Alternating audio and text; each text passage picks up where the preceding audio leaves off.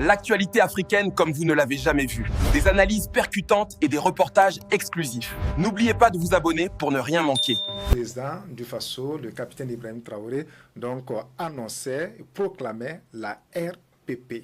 On l'écoute. Nous ne sommes pas dans une démocratie, nous sommes bien en révolution progressiste populaire. Il faut que tout le monde comprenne ça. D'ailleurs, plus étonnant que ceux-là qui sont censés être les intellectuels qui ont fait l'école peut imaginer qu'un pays peut se développer dans la démocratie. C'est faux. Quand on nous cite un seul pays qui s'est développé dans la démocratie, ce n'est pas possible. La démocratie n'est que l'aboutissement. On passe forcément par une révolution et nous sommes bel et bien en révolution. Ceux qui ne l'avaient pas compris, on le dit encore haut et fort. On ne fait pas de révolution dans le désordre. C'est impossible. Et l'ordre, nous allons faire régner l'ordre et la discipline pour que nous puissions progresser. Parce que les réformes sociales, économiques, politiques, idéologiques ont besoin d'ordre et de discipline. Et tout un chacun a son rôle à jouer dans cela. Donc, appropriez-vous la révolution, parce que beaucoup de gens, depuis 2 ans maintenant, ont embarqué dans le bateau par opportunisme. Mais nous sommes en train de surfer sur des vagues géantes. Nous sommes dans la tempête, nous sommes dans des vents de face très fort. Et ces gens-là, ils ne pourront jamais rester dans la barque. Au fur et à mesure, ils vont tomber à l'eau et vous les verrez. Mais nous allons poursuivre. Donc j'invite tout un chacun à donner le meilleur de soi-même, tant au service, mais aussi donc dans la vie courante, pour que notre patrie puisse continuer de rayonner. Nous avons pu progresser significativement sur le terrain. Nous avons pu reconquérir des zones qui étaient sous emprise terroriste il y a 4-5 ans de cela. Nous avons pu donc libérer ces zones. D'autres zones sont en phase de consolidation actuellement. Aux autres forces vives donc de la nation, c'est inviter tous les travailleurs à redoubler d'ardeur. Et quant à la masse populaire, j'inviterai les gens donc à la vigilance. Parce qu'aujourd'hui, plus que jamais, les apatrides, les ennemis de la nation sont très actifs. Leur objectif, c'est de faire vivre au Burkina Faso les événements de 87. Mais oubliant donc que les époques ont changé et nous sommes sur le pied de guerre, nous les attendons de pied ferme, leurs mercenaires et leurs actions. Et je tiens à le dire, nous serons impitoyables. Ils peuvent continuer à rêver, mais le Burkina va poursuivre. Leur action se résume à la désinformation, la manipulation, la subversion. Il faut que tout un chacun puisse donc rester serein avec l'objectif en face pour ne pas se laisser détourner. Donc, inviter tout le monde à la vigilance parce que l'ennemi s'est recruté et il recrute encore des traîtres. Pas plus qu'il y a quelques jours, des traîtres ont été arrêtés. Et qui j'appelle traîtres, c'est ceux-là qui sont parmi nous, qui continuent de travailler, d'être des agents pour des ambassades de pays impérialistes implantés au Burkina Faso. Certains ont été arrêtés et nous poursuivrons pour démasquer d'autres. Ils sont là dans notre administration, ils sont là dans les organisations de société civile, ils sont là dans les organisations politiques. Et ils manipulent les autres pour les amener sur des chemins, en tout cas, contraires au progrès de notre patrie. Et c'est lorsqu'on les arrête qu'on se rend compte qu'ils sont effectivement des agents des ambassades de ces pays impérialistes implantés aussi au Burkina.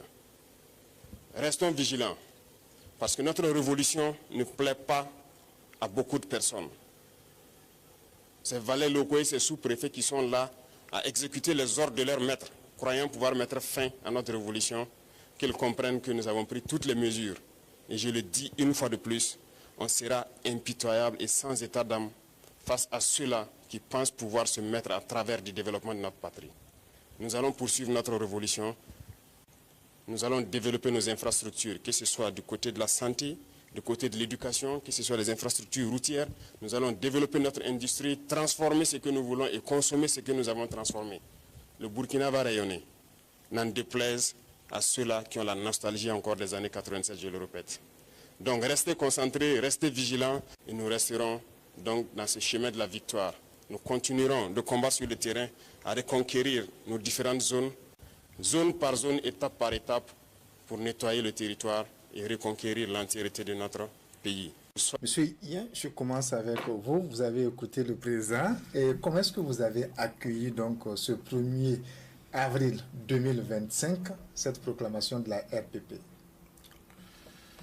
Oui, je l'avais très bien accueilli, mais ce n'a pas été une surprise pour moi. Parce que pour des révolutionnaires avertis comme nous autres, à observer la marche de la prise du pouvoir depuis le 30 septembre 2022 et les actions qui avaient commencé à être posées au plus haut sommet de l'État, le discours également qui émanait des plus hautes autorités de l'État, nous voyons progressivement qu'à un moment donné, il sortira de la bouche de l'autorité la plus indiquée le mot révolution. Et lorsque le 1er avril 2025, il a été clairement exprimé, proclamé que nous sommes bel et bien en révolution, nous n'avons pas du tout été surpris. Nous avons estimé, au contraire, qu'on a pris un peu de temps avant de la proclamer. Mais on s'est dit aussi que ça relevait d'une certaine stratégie du gouvernement. D'accord. Mais qu'est-ce que ça change, la proclamation de la révolution? Ça change quelque chose en ce sens que pour nous, surtout au niveau du CMTS, le Comité international mémorial Thomas Sankara, c'est la continuation de la révolution démocratique et populaire. C'est pourquoi d'ailleurs, nous partons même jusqu'à dire que l'an 1 de la RPP actuellement correspond à l'an 5 de la RDP. Parce que la RDP a été interrompue à la 4e année.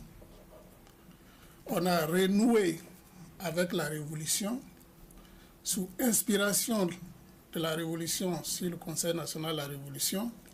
C'est pourquoi nous allons jusqu'à dire que nous sommes à l'an 5 de la révolution démocratique. Donc là, vous vous appelez à une relecture du calendrier. Moi, je parlais d'une seconde révolution. J'allais en venir parce que je l'ai noté ici quand j'ai entendu dire que cette deuxième révolution, pour nous, ce n'est pas une deuxième révolution, c'est la continuation de la révolution démocratique et populaire. C'est la lecture que nous nous faisons au niveau du CMTS. D'accord. Maître Sankara, vous partagez cette lecture?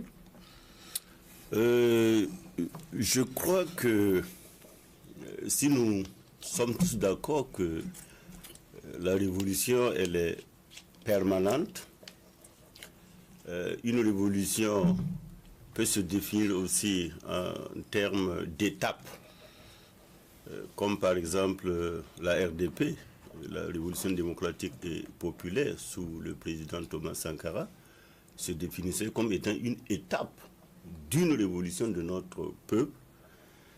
On est donc enclin à croire que la RPP, qui a été proclamée officiellement le 1er avril 2025, correspond également à une étape dans un contexte historique de notre pays. Cette révolution RPP intervient dans un contexte, quoique se voulant la continuation et surtout héritière des acquis révolutionnaires de notre peuple, eh bien, sous le président, le camarade Ibrahim Traoré, dans ce contexte précis où vous avez un certain nombre d'éléments, de facteurs, comme par exemple le terrorisme, la crise mondiale, et bien d'autres choses, cette révolution vient pour approfondir, si vous voulez, la révolution démocratique et populaire. Et comme le camarade Yann Jonas le disait, s'il n'y avait pas eu cette interruption en 1987, peut-être qu'aujourd'hui, eh bien, on aurait d'autres paramètres, d'autres critères pour mettre dans ce contenu-là. Mais je précise que le discours du camarade président Ibrahim Traoré, quand vous l'écoutez, il dit « Nous sommes bien en révolution ». Ça veut dire que depuis le 30 septembre 2022, date de l'avènement du MPSR 2 au pouvoir, si vous lisez donc le fil conducteur, 2 semaines après, il était au mémorial Thomas Sankara pour prendre le flambeau de la révolution au nom de la jeunesse. Donc, les signes précurseurs qui annonçaient qu'on était bel et bien à la révolution étaient là. Sinon, pourquoi se revendiquer de l'idéal du président Thomas Sankara 2 semaines après la prise du pouvoir et le 15 octobre, je dis bien le 15 octobre, qui est une date très symbolique. Donc, bel et bien à la révolution. Maintenant, cette révolution s'est définie le 1er avril 2025 en termes de révolution progressiste populaire. D'accord, on va revenir. Merci de nous rejoindre sur Débat Afrique. Votre participation compte, alors n'hésitez pas à vous abonner et à commenter.